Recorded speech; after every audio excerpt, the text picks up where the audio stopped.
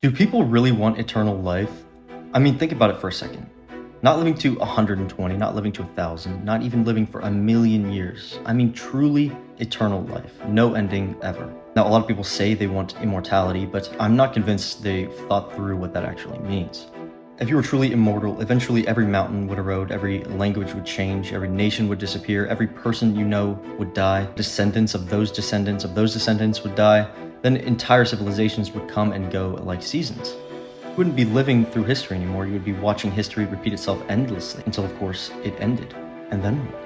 And this is where philosophers become divided. Some argue that eternal life would be the greatest gift imaginable. After all, most of our regrets come from running out of time, right? Not enough time to learn, not enough time to travel, master skill, to be with the people we love, and an eternal life would solve these problems. You could do it all.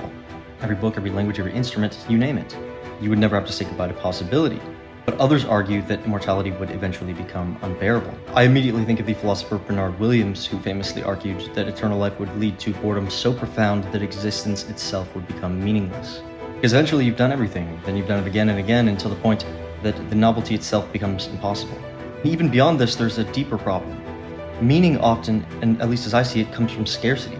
The reason that a sunset feels beautiful is because it ends. The reason childhood feels precious is because it disappears. The same reason that relationships matter, right? They're temporary. If everything lasts forever, does anything truly remain valuable?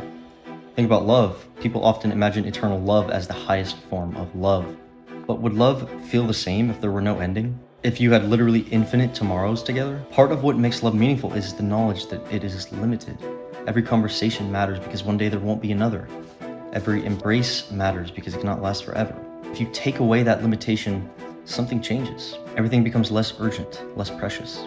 Of course, maybe we're thinking about immortality the wrong way. Maybe the real question isn't whether eternal life would be good or bad. Maybe it's whether a human being could remain human while living eternally. I mean, after 10,000 years, would you still be you?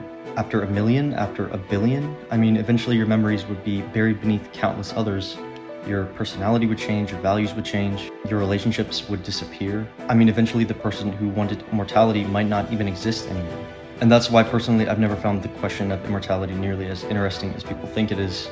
I think the more interesting question is actually this. If mortality is what gives life urgency, if endings are what gives stories meaning, if loss, is what teaches us the value of what we have, then perhaps the opposite of life isn't death.